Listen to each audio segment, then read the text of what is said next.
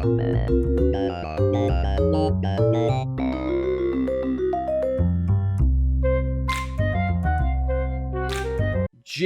and the Pulsating Mass.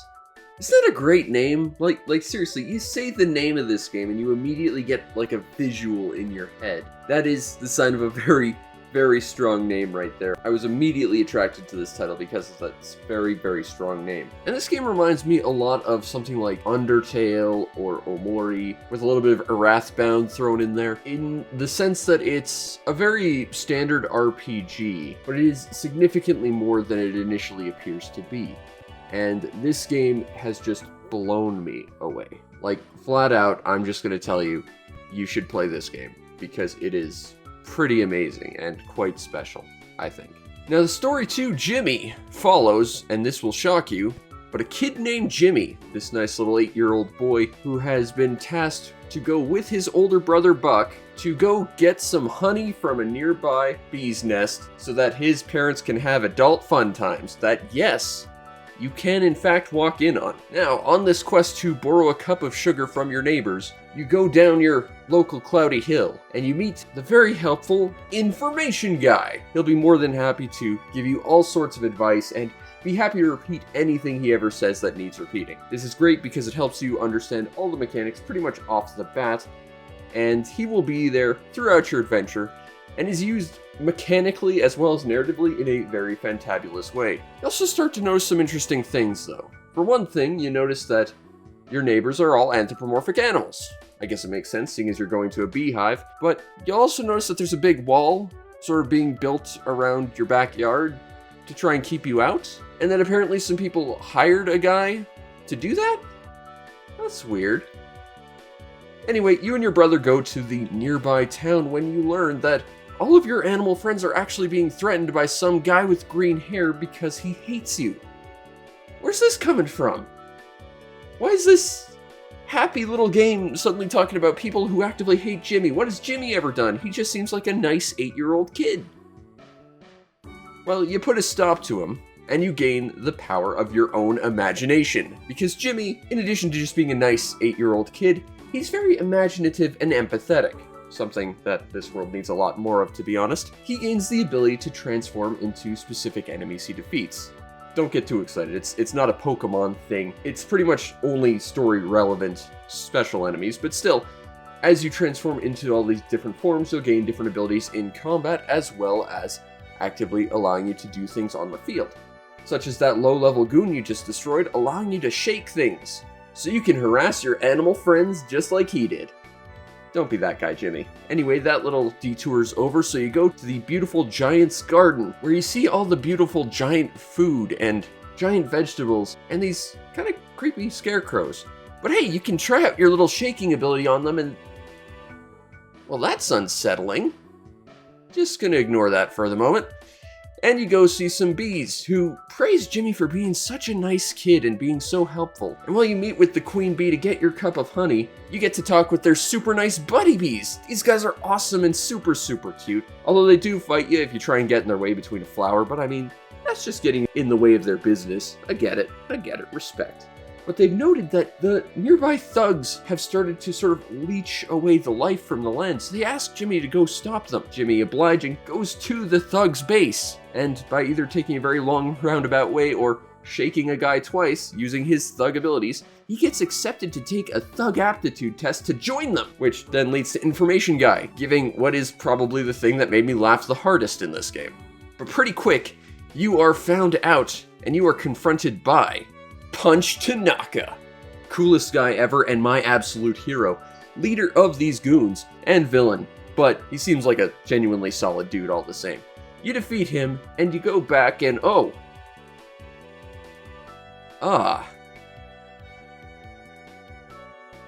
let's just forget about that, that's fine. You go back to the bees to collect your honey so that you can bake a cake with your mom and what's this all about? Oh, this is unsettling. I don't like this, and it's spooky, and the queen's gone, and at least the bunny bees are still here? Yeah, if you haven't picked up on this game, it kind of takes a bit of a turn. And when this game goes dark, it goes dark. And I think in a way that handles horror particularly well. I've said it a bunch of times, but I don't like jump scares at all. And it's not just because I'm both photo and audio sensitive, but because I don't think jump scares are even scares. You know, it's a startle, it's a shock to your system, but it's gone just as quick as it came. The real value of jump scares, I guess, is the build up to them or something, but to me, truly effective horror is the kind that sticks with you.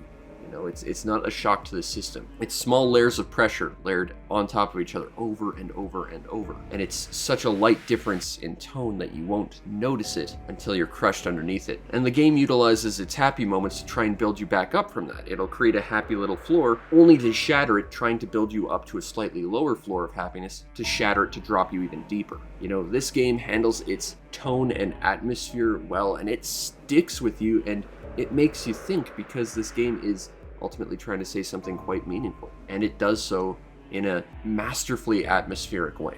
This game is equal parts bright, cheerful, and happy, and dark, and grim, and vicious. It is an incredible emotional journey, and while it does get into some very, very dark territory, it uses these things so sparingly, which actually makes them far more impactful, because throughout, like, your happy, bright colored adventure of cute colored enemies and characters full of personality and, like, the silly happenstance that you end up on, you always know that that dark turn is there, that the pulsating mass can see you and is following you.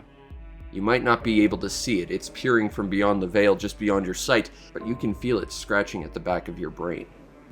It will always be watching you. It will always be following you. And when those dark turns hit, it hits harder because of how bright and colorful and happy this is. It utilizes the darkness of this game so well by contrasting it to how upbeat and happy and silly it can be. And genuinely, it's both things.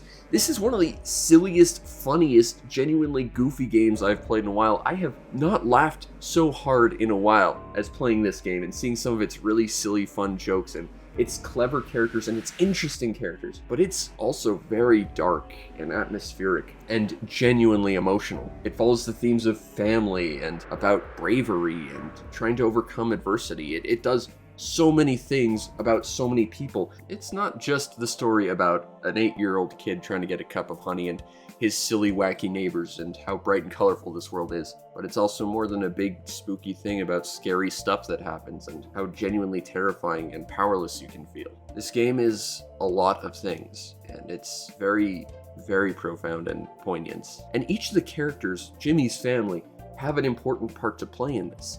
All of the side characters have an ongoing life as well. It reminds me a lot of the Trails series because of this, because you can go back to any of the towns you previously visited and time will have passed. People will be doing new things, people will be having their own adventures and living their lives, and you can interact with them, which can lead to consequences because you stepped in and tried to help. You can affect the lives of these people and see where they're going, and it's fascinating to see how they built upon this. Jimmy and the Pulsating Mass is one of the most narratively complex games I've seen in a very long time, and it's genuinely well written. I think this is a very beautiful game in all respects, but the writing has always impressed me. Genuinely, it's hilarious, it's dark, but it's just very heartfelt, and I think it deserves to be known just on the strengths of its writing alone, because it does it very, very well. And I've only talked about the prologue chapter here. It has tremendous world building, characters, writing, jokes, tone, and scope, and everything was just excellently handled. Seriously, kudos to the writers of this game, because they did an amazing job in making something truly special. Now, the gameplay to Jimmy and the Pulsating Mass is, at least surface level, a fairly standard RPG. But like everything, things are deeper than they appear. Significantly so with this game. You run around the environments like any other RPG, and as you encounter random encounters, you get a exclamation mark above your head. Now this is kind of an interesting mechanic. If the exclamation mark is red, that means the enemy is around your level or higher, and you're going to get into a fight. However, if the exclamation mark is green, you can press B and skip it entirely because the enemy is lower than your level. And it does speed things up substantially, especially because, you go through earlier areas, and you should because there's a lot to explore. You can then just decide, I don't want to do any of these fights. And so you don't. Once you get into the fights proper, you'll learn that the incredible goofiness of the game and the fun, interesting characters don't just end in the overworld. No, every single fight is against very, very interesting characters that have a wide variety of completely unique abilities to each and every one of them that absolutely makes sense for their characters. And this means that every fight feels bespoke and unique, and in fact, different combinations of enemies that you might have already experienced might lead to completely different fights just because they might have an extra mechanic based on how they interact with each other. It's fascinating to see, and it just leads to a far deeper, more interesting, organic, and believable world. In combat, this game has a lot of different status afflictions as well. I mean a lot, and some of them are completely bespoke to certain fights. You do have your, of course, common sleep, paralysis, poison sort of mechanics, which are known as common status afflictions, but then you got far more obscure ones, like Jimmy himself. Being an 8-year-old boy is a little bit intimidated by women, so whenever you're fighting the fairer sex, he's actually afraid of them and won't act, which actually makes some fights really genuinely hard. And I mean, hell, this is probably the only game that utilizes crippling ennui as a status affliction, and I love that. That is amazing and unbelievably depressing.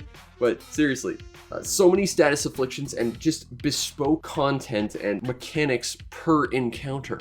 The combat is ridiculously deep, and none of it feels like it pops out of anywhere or doesn't fit right, It could very easily come across that some of this stuff might feel gimmicky, but it doesn't. It just slots in to each and every fight in a way that feels so organic to the fights. You run into a corporate yes man, and every enemy that attacks, they agree with, so they also get an extra attack on top of it. It feels like it comes out of nowhere, but it's like, oh yeah, that makes total perfect sense. Everything about this game is ridiculously well thought out and deep, and it works in a way that feels like it could otherwise be incredibly gimmicky. You'll learn very quickly that each of the characters in Jimmy's party kind of follows a standard RPG archetype. His big brother Buck is more like a warrior, a big bruiser that just melees things to death and can counterattack and stuff. Whereas his mom Helga is more like a white mage. His dad Andrew is more of a black mage. Every character in this game kind of fits one of these archetypes, with the exception of Jimmy himself, because Jimmy is designed to effectively be infinitely customizable and modular by design, so he can slot into every single RPG archetype you can imagine while fitting into absolutely none of them. And you can create your own perfect customizable experience based on your own fighting styles. Let me back up and explain how this works. So, as I said before, Jimmy can transform into all these various forms because of his imagination and empathy for the enemies he's defeated. And these forms have both an overworld and combat purpose. The overworld purpose being that they allow you to interact with puzzles in various different ways and open up different routes to explore new areas that you haven't been able to previously reach,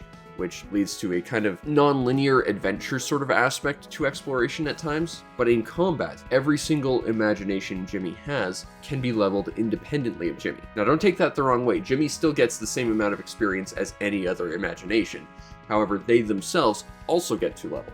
His imaginations, as they level, each individual level gives +1 to a stat. For example, using the example of Jimmy's basic goon transformation, because the goon is based around a thief character and stealing is based on luck, every time he levels, Jimmy and every single one of his transformations and forms will have +1 luck. So every level you put into any imagination will ultimately bolster Jimmy's entire stat pool, which of course means that, if you want to play as one specific character, like say the Meiji form he gets later on, well, then suddenly he will just have an explosive growth in the magic attack stat. But that's not where the end of customization of Jimmy ends, because each and every form has a set move pool. As you would imagine, every single transformation he has is completely unique, and if you hit certain leveling thresholds, you basically unlock their abilities to be used in other forms. Again, using the goon as an example here, if you get to, I believe it's level 50, you unlock the ability to steal, which is, the iconic thing for the goon. Now you could go to Jimmy's stat page and you'll see a whole bunch of empty slots, one with a star next to it, which means that whatever you slot into that will be available to every single form, and a bunch of little dots that follow it, which means it will be available to Jimmy's main form. Basically, it means that you can take one active ability and one passive ability, provided you've leveled up and unlocked it, and put it onto any other form Jimmy has, which means, you could take,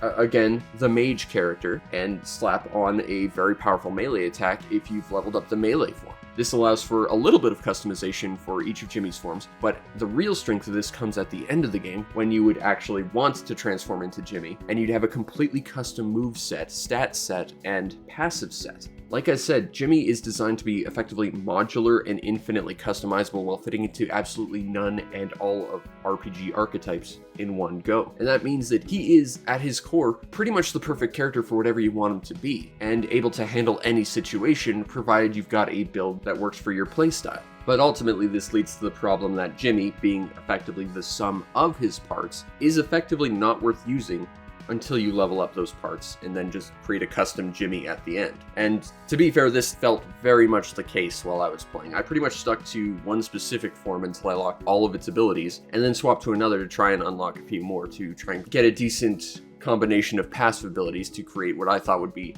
an unkillable Jimmy. And to be fair, you can get some really nasty passives in there. There's one that gives you like 300% attack power. There's one that gives you invulnerability to physical attacks, but you can't be healed. There's a few really ridiculously interesting passive abilities and active abilities in here, and they're not all strictly positive. Some of them have drawbacks as well, which makes creating a Jimmy that's entirely to your taste or ridiculously overpowered certainly possible and indeed likely, but you can create some really interesting combinations just understanding the benefits and the detractors of all these different minor aspects of his different forms intertwining to create a far more meaningful character in Jimmy. Basically, the way they designed Jimmy's character, while it kind of sucks, there's no real reason to use Jimmy as Jimmy until like right at the end. He's ridiculously deep as a character in more ways than one. The exploration in this game is unbelievably satisfying as well. This game is freaking huge.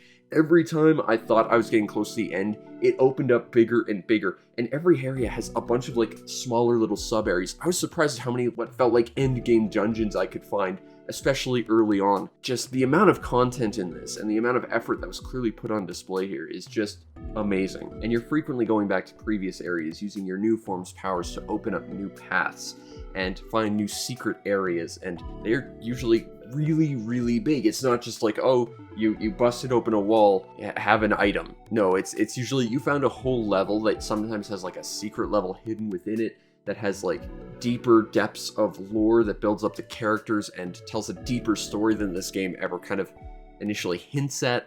Seriously, the secrets, this game is just chock full of them. There's a ton of different side quests that are very, very deep and areas to go explore that are all equally rewarding. You can usually find some kind of very, very super powerful item pretty much anywhere you look if you're willing to look in the secret nooks and crannies of all the places, and it just makes exploration unbelievably rewarding. There's some pretty intense puzzles as well. They're not, for the most part, super difficult, but there's one or two that I had to sit down, write some notes, and just stare at my paper for a while. Some of them are very difficult, but for the most part, they are very accessible puzzles, but they'll still give you a challenge and make you think and utilize what you have, and that's appreciated. And while this game is very comfortable being a top-down RPG with explorative elements, it's more than happy to completely subvert all your expectations and flip the script and become a completely different game. Because suddenly now it's Resident Evil and Tokimeki Memorial. And I mean, heck, I spent probably about an hour and a half playing skee-ball to get plutonium for a magical girl. That makes sense in context, I assure you. But the point is, this game is more than happy to completely mix things up on a dime just to keep things interesting, and it never feels out of place. It just feels like an interesting little change of pace, that's it, and I kind of really appreciate that. It does so many different things and gives you so many different gameplay elements. Heck, there are whole like areas and dungeons that could basically be complete games on their own and are just there as a bonus dungeon and stuff. you know? There's so much here, and it's willing to change up the formula just to give you something different and to completely shake up your expectations. And it's wonderful. And while this game is equally enchanting and delighting and terrifying and heart-wrenching and heartwarming from start to finish, I did notice two things that I didn't enjoy so much. After you kind of get most of your transformations, it felt like utilizing them, especially like their environmental exploration abilities, kind of fell by the wayside a fair bit. Like, there's a fair number of transformations to begin with, and they all have their own uses and unique puzzle-solving aspects, but the game just kind of drops them for a while. And in fact, there was even a moment where, after several hours, I was like, oh yeah, as the goon, I can shake things, and I needed to do that to solve a puzzle, because I just hadn't done it in a very long time, and it felt like there was just an extended period where utilizing your different transformation strengths just kind of gets forgotten a little bit, which is definitely not utilizing this game's strengths from an explorative perspective. The other problem I noticed was one glitch. And to be fair, it was only one glitch, but it was a glitch that cost me 3 hours of progress. And I would be remiss not to mention this. And that is that I was in a bit of a weird situation. I was in a situation where 3 of my party members were knocked out, and one of my party members had very little health left. I was just sort of rushing to the next area to try to find a healing fountain to heal. There was no healing fountain there. However, there was a shack with an NPC standing in there, and after a long series of dialogue boxes, he asked me to stay the night. Now, this is effectively just to advance the plot so that you can move on, because this game doesn't really utilize an inn system. You just go to a fountain and you heal for free. But I was in a situation where I needed health and I wasn't really thinking about it, so I just said, okay, I'll stay the night, that'll heal me and I can go back and do what I need to do. Unfortunately, this is where the bug hit, because on the transition between that dialogue box and the next scene, that is the next story bit, I got a game over screen. And I'm sorry I can't show this because for whatever reason, I couldn't replicate it. However, I can tell you I'm not the only person who's witnessed this. I took a look at the Steam forums and one other person had experienced this. So when you talk to Gunther, the guy who burns toys, maybe save beforehand, because you might end up in a horrible situation where, like me, you'll lose 3 hours because you didn't save. But that's the only bug I've run into in the game. Otherwise, it is a really, really well-made game with a great deal of quality control. Again, losing 3 hours, that really sucks. And something like that in any other game would make me never want to play the game again, just because of the sense of loss that you feel, because there's only one other way I've found a game over in this game, and that's to die in a very specific way on a specific boss. Otherwise, there is no game over system. In fact, the game even actively tells you monsters won't kill you. They'll just take you to the nearest town, drop you there, heal you up, and take half your money for payment. Even though some of the monsters actively say they will kill you and have a lethal intent. It's a bit of a narrative disconnect, I guess. There were no game overs, so I wasn't really all that worried about saving. And in fact, saving was something that kind of actively slipped my mind because I was so engaged with the world. So losing 3 hours of progress because one transition is a little buggy, that sucks. But otherwise, the game is absolutely delightful and enchanting and terrible and terrifying, heart-wrenching, heartwarming, heartbreaking. The overall presentation to Jimmy and the Pulsating Mass is pretty phenomenal. It does often have a sort of as brought to you by MS Paint sort of feel, but I think it works for a nice coherent visual style, even though the tone does vary pretty wildly. And there's a lot of really cool details in its visuals. For example, there is one area that's basically a long tracking shot with no transitions, but you go through like 3 different iterations of it, and you have to fight like the same 4 enemies in it. And they've got like 3 different variations of those sprites for that character as you go through, sort of in your descent into madness, so to speak. And it works really, really well. Another early example of multiple sprites being used for one character is this early prologue boss known as Johnny Knives. Now, Johnny Knives, before you even fight him, you get several lines of dialogue about how this guy basically defines himself and his entire personality as a guy with knives. So, as a low-level goon, you can just steal his knives in combat. And when you do so, first of all, his sprite no longer has knives, but second of all, he looks very, very sad. and his name actually changes to Johnny No Knives, and that's hilarious to me. Every encounter feels unique and considered and well thought out, and part of the greater world building. Everything just feels interconnected in such a completely organic way that it grows into this giant, meaningful, believable world of silly jokes and darkness and fun things. It's just mind-blowing how well thought out everything is, and how much detail, even on the most minuscule scale, this game is. Clearly, all the work in the world was poured into this, and I applaud it for that.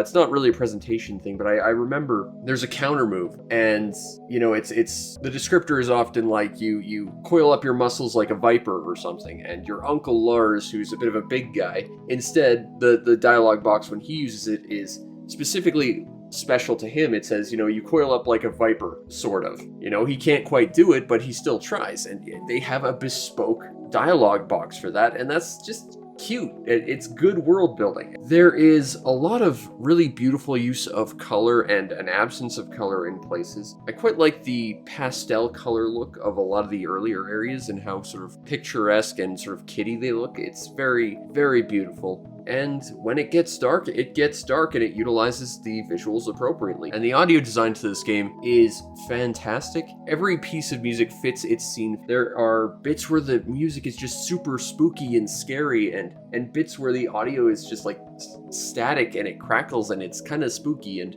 it's a little bit much for me because I am audio sensitive, but it still works fantastically. And then, of course, you've got the upbeat tunes of most everywhere else. The overworld theme is something that will probably be stuck in my head forever, just because, while it is a tad generically just upbeat, it is a tremendous song. The music in this game helps convey a fantastic amount of personality with every area. The Music Kingdom has sort of while it's kind of a noble, regal sound, it sort of has a dark foreboding to it, which sort of alludes to the history of the area. And then, of course, you get like the theme when you fight the beach characters, and it's just this generic surf rock. You know, the soundtrack, like the tone of this game, is all over the place, and it works really, really well. Overall, the presentation to Jimmy and the Pulsating Mass is fantastic. Now, if you want a copy of Jimmy and the Pulsating Mass on Steam, it is available for about $17 Canadian, so like $14, $15 US. It's just a little bit above what I would say I like my indie games to be. Again,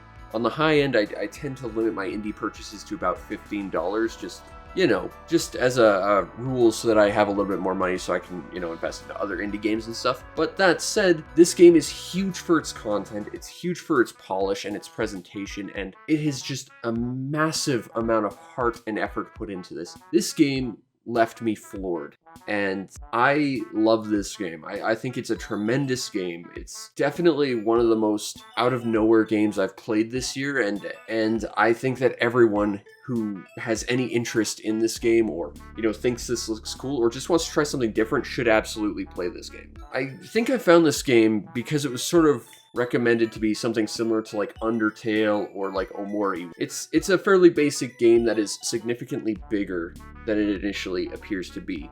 It's significantly darker than it initially presents itself, and it is far more than what it sells itself on. This game is an artful chaos. It is a cacophony of insanity, and I am begging you, please, if this looks remotely interesting to you, give this game a chance, because Jimmy and the Pulsating Mass is really something special, and one of the best games I've played this year. I think it's easily a contender for Game of the Year.